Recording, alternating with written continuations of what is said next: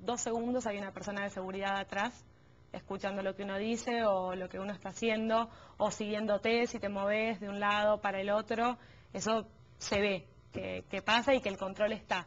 Pero adentro de las casas se les va de las manos y uno logra hablar con estas personas que se atreven y que para ellos es un riesgo grande también hablar con nosotros. Pero... Están conscientes de que tú estás haciendo ese trabajo. Claro. Y vencen el miedo, yo pienso, por la desesperación también de la necesidad de decirle a la gente, mira, esta es nuestra realidad, todo lo demás está edulcorado, Bueno, de algún modo, ¿no? por supuesto, a nadie, es toda gente mayor de edad, a nadie se le obliga a hablar. Toda la gente que habló es porque quería hablar y es más, si bien eran reportajes, casi que uno no tenía ni que preguntar. Cada uno contaba su historia, su punto de vista de cómo está la situación y era eso también lo que íbamos a buscar, el relato de la persona. No iba con ningún cuestionario prearmado ni nada, era simplemente el que quería me podía contar ante la cámara lo que tuviera ganas de decir y que no puede decir en Cuba. ¿Y no te encontraste gente que defendió el sistema, que dijo, si esto vivimos en un paraíso, lo que pasa es que el ciclón nos ha estropeado? Todos los días que estuve en Cuba, hubo una sola persona que escuché que defendiera el sistema de verdad con esta cosa de... Convicción. No sé si con convicción, pero con el discurso muy armado, con lo que uno escucha en la televisión cubana y lo que uno escuchó toda la vida de parte del lado oficial. Se contradecía con su propia vida la persona también, porque era justamente un hombre que estaba al lado del Cristo Habanero vendiendo souvenirs para turistas en dólares.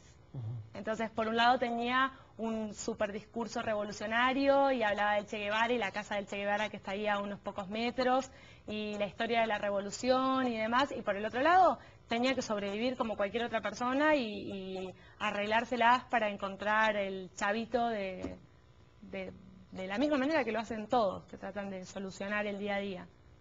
En las grandes urbes o en las grandes ciudades del mundo, ¿no? A mí siempre me ha dado la impresión de que es al revés, que cuesta mucho trabajo llamar la atención. Hay tanta gente caminando, yendo al trabajo, haciendo sus cosas, que tú te puedes parar con una cámara allí y es muy difícil que alguien te venga a cuestionar qué estás haciendo, ni a preguntarte. Es más bien al revés, incluso hay quien dice que un poco frío, ¿no? En La Habana se da un fenómeno como que es imposible pasar inadvertido, si eres un extranjero, ¿no? Sobre todo con una cámara, ¿no? Es un arma peligrosa, una cámara. Puede ser un arma peligrosa. Si bien todos los turistas llevan cámaras, pero por ahí ir con una cosa es estar con una cámara en La Habana Vieja o en Calle Obispo, los lugares que son más típicamente turísticos, que estar en, no sé, la parte de... más cerca para el aeropuerto, los barrios, estos barrios que son más tipo soviéticos, que están cerca del aeropuerto. Como a la mar. Pasando el túnel hacia allá, ¿sí? Sí, bueno, esos son para el lado de playa. Los edificios prefabricados le llamaban en Cuba, ¿sé lo que te refieres? ¿Sí? Bueno, este tipo de barrios o los sitios mismos, como te decía antes, o La Habana Vieja. ¿Estuviste en los sitios? Sí, estuve en los sitios. Que no son lugares tan turísticos, entonces ahí sí ya de pronto llama un poco tierra de más Guaguancó, tengo entendido, ¿no? Que es una gran música cubana. En todo esto hay una evaluación moral, Soledad, porque la gran discusión en torno a la revolución cubana en el mundo es que es un faro que ilumina la libertad contra el imperialismo yanqui, contra el capitalismo explotador, etcétera, etcétera. Y uno que es cubano y que ha sufrido esa dictadura se cansa año tras año de escuchar que te enarbolan esa bandera, ¿no? ¿Tienes algún fallo moral, alguna fallo como, digamos, una conclusión moral de lo que viste en esos términos, o crees que hay que...? Me parece que el haber estado un poco confirmó lo que pensaba desde antes, ¿no? Uno, si bien nunca había estado en Cuba, en el mundo casi nadie es ajeno a la realidad cubana y uno tiene una opinión medianamente formada.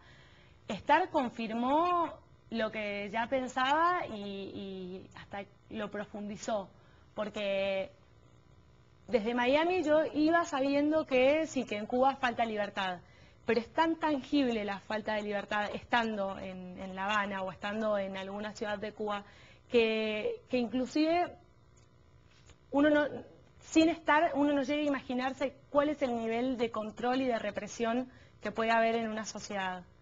O sea, no sé si me explico lo que estoy diciendo. Antes de ir, yo Si tenía una cosa es una leerlo idea... en 1984, la novela de George Orwell, y otra es sentirlo, ¿no? Totalmente. Yo ¿Lo antes sentiste? de ir, absolutamente, antes de ir yo tenía una idea de lo que pensaba acerca de las dictaduras, de lo que pensaba acerca de esta dictadura en particular, por lo que había leído, por lo que son mis convicciones, porque creo que cada uno tiene que elegir lo que quiere hacer, dónde lo quiere hacer, cuándo lo quiere hacer. Pero estar y darte cuenta que hoy por hoy, año 2008, todavía hay gente que no se atreve a hablar con un extranjero porque tiene miedo de que lo vengan a escuchar. Que sacas una cámara en un lugar y viene una persona de seguridad y te sigue atrás. Que vas a visitar a una persona que se atreve como un disidente. Que te registran la habitación además abiertamente. Abiertamente. De eso, primero te voy a proponer que continúes con nosotros. Tengo muchas preguntas que hacerte. Tienes más reportajes porque estuviste en Pinar del Río después de que pasaran los dos primeros huracanes. Bueno, los dos que pasaron por ahí.